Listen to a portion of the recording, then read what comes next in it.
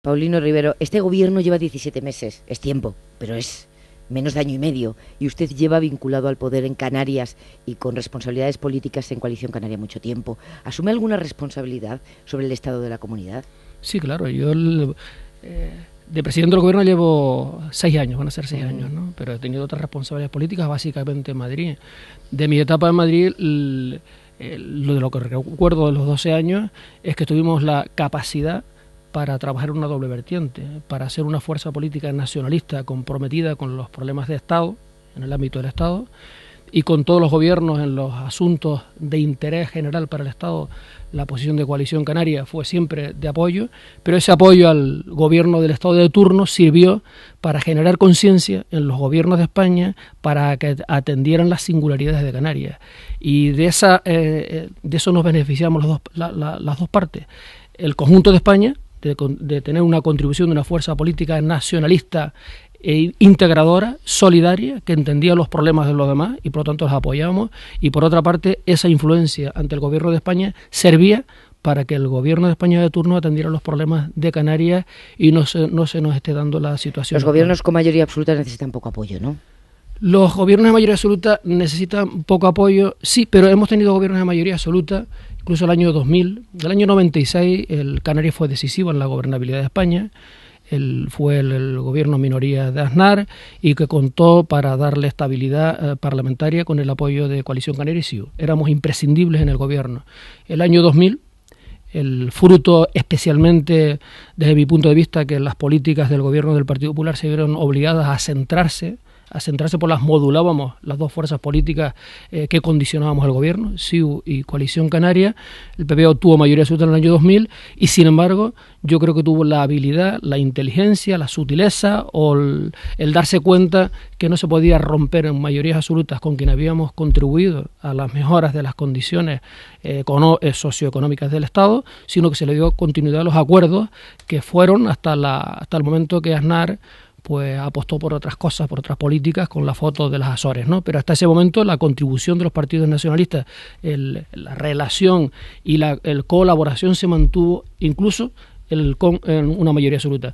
Yo en este caso, sí es verdad, es una mayoría absoluta, pero las mayorías absolutas hay que saberlas gestionar, ¿no? Y las mayorías absolutas, entre otras cosas, no nos pueden llevar a cometer políticas que generen más desigualdades en el conjunto del Estado español. ¿Me está diciendo que fue más sutil Aznar al gestionar su mayoría absoluta que Rajoy? Sí, desde la perspectiva política, es que Aznar estaba rodeado de una serie de interesantes políticos de aquel entonces, algunos de ellos con una apuesta clara por seguir avanzando en visualizar que era posible conformar incluso un gobierno de España con apoyo de las fuerzas políticas nacionalistas, era el siguiente paso. Estaban trabajando en una estrategia interesante desde el punto de vista político. El problema es que ahora no veo, salvo los recortes, los ajustes y cumplir con las directrices que vienen de Bruselas, salvo eso, no veo otra política. ¿Cómo llevan ustedes el déficit? Pues el déficit, cumpliendo a rajatabla lo que nos obligan con la ley de estabilidad presupuestaria. Y teniendo en cuenta, siempre hemos tenido muy en cuenta que si no cumplimos con el objetivo del déficit íbamos a ser una de las comunidades intervenidas. Y por eso hemos hecho un esfuerzo enorme, siendo la comunidad peor financiada del Estado español. Eso dice también Valencia, eso dice Cataluña. No. Le aseguro que cada uno de los presidentes autonómicos que pasan por aquí le echan la culpa de todo al gobierno y dice que son los peor financiados. Pero los datos son los que son. Los datos son muy objetivos y contundentes, ¿no? En estos momentos de la financiación para los servicios esenciales, para la sanidad, la educación y las políticas sociales, donde a todos nos deben de tratar al menos igual, desde el punto de vista de los recursos per cápita. Canarias está perdiendo 387 euros por habitante con respecto a la media, es decir, casi 1.000 millones de financiación. A pesar de eso, hemos cumplido con el objetivo del déficit. ¿Es partidario del déficit asimétrico? Soy partidario de que se respete, se valore a aquellos que hemos hecho el esfuerzo de que en condiciones adversas hemos cumplido con el objetivo del déficit. Y a partir de ahí que se nos respete, se nos considere y se nos dé la posibilidad de que podamos gestionar el déficit adicional, a partir de ahí el Gobierno de España tendrá que buscar del déficit que le corresponde al Estado aquellos hoja de ruta que le permita resolver en el tiempo otras situaciones de otras comunidades autónomas. Usted, por cierto, su gobierno anunció que iban a aprobar o a estudiar un decreto en la senda del aprobado por Andalucía sobre los desahucios. Sí. ¿En qué ha quedado eso? No, está en marcha. Estamos a ir al próximo Consejo de Gobierno y ha sido aprobada lo que es el proyecto de ley en su primera fase. Está en información de los distintos departamentos y lo aprobará el Gobierno en el próximo Consejo de Gobierno. Nosotros no tenemos capacidad en nuestro Estatuto de Autonomía, hasta que no lo actualicemos, de aprobar modificaciones legislativas con decreto. Es una modificación de la Ley de Vivienda del año 2003, pero la tenemos en marcha con un claro objetivo, que es muy similar a lo que ha hecho Andalucía. Por una parte, facilitar que las viviendas vacías formen parte del mercado obligatoriamente del mercado del alquiler, para abaratar los costos del alquiler de la vivienda. Se calcula que hay más de 150.000 viviendas vacías en Canarias, por lo tanto queremos que entren a formar parte del mercado del alquiler. Y por otra parte, para todas aquellas viviendas donde se han producido lanzamientos de familias o desahucios y que están en propiedad de las entidades financieras, pues tener la posibilidad de expropiar la ocupación de esas viviendas para los próximos 3 años, pagando el justiprecio correspondiente. Me gustaría saber su opinión sobre lo que se llama el conflicto soberanista catalán. Desde el nacionalismo canario, ¿cómo se ve lo que está ocurriendo con Cataluña? Con respeto, ¿no? Con respeto, ¿no? Yo creo que aquí ha habido falta de habilidad y la política necesita mucha comunicación. En España el Estado es un Estado descentralizado. Las comunidades autónomas juegan un papel relevante.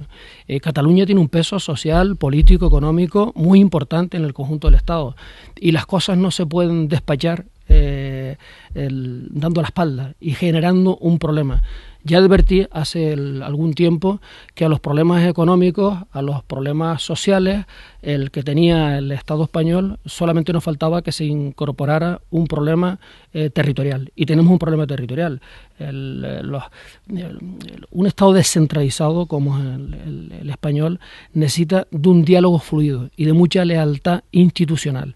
Y no ha habido ni diálogo, ni lealtad, ni fluidez en las relaciones con las comunidades autónomas, y por lo tanto ahora mismo lo que intuyo es que estamos en un proceso que puede culminar con una reforma de la Constitución para darle salida a los problemas de Cataluña, tanto desde el punto de vista competencial como de financiación, el que se utilizará esto para resolver el problema de Euskadi también, y desde luego Canarias va a estar exigiendo como la que más, porque si hay un hecho diferencial en el Estado español, si hay un solo hecho diferencial contundente, es el canario. ¿Usted cree que se acaba el café para todos? Yo creo que sí, yo creo que hay que avanzar hacia un Estado asimétrico, desde luego un Estado descentralizado. Hoy no podemos no se puede cuestionar el Estado autonómico en el Estado. Hay cosas que mejorar, indudablemente, pero hoy sería negar la realidad si no nos damos cuenta que el gran avance social y económico el que se ha producido en estos últimos 30 años en el Estado español ha tenido dos elementos importantes: la llegada a la democracia y la descentralización del Estado en favor de las autonomías.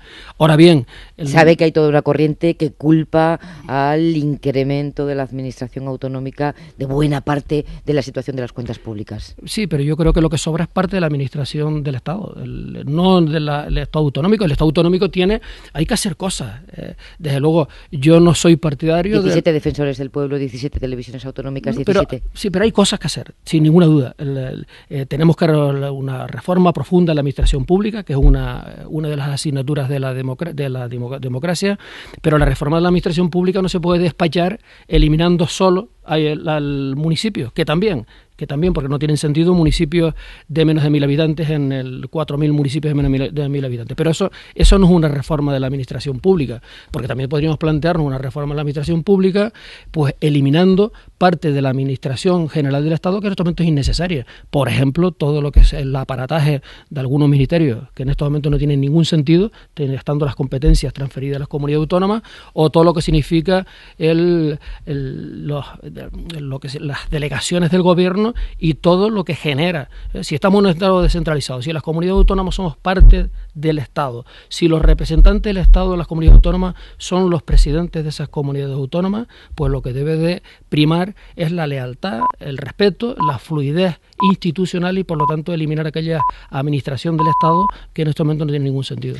Paulino Rivero, gracias por venir a la cadena SER, mucha suerte, buenos días. Muchísimas gracias a ustedes, buenos días.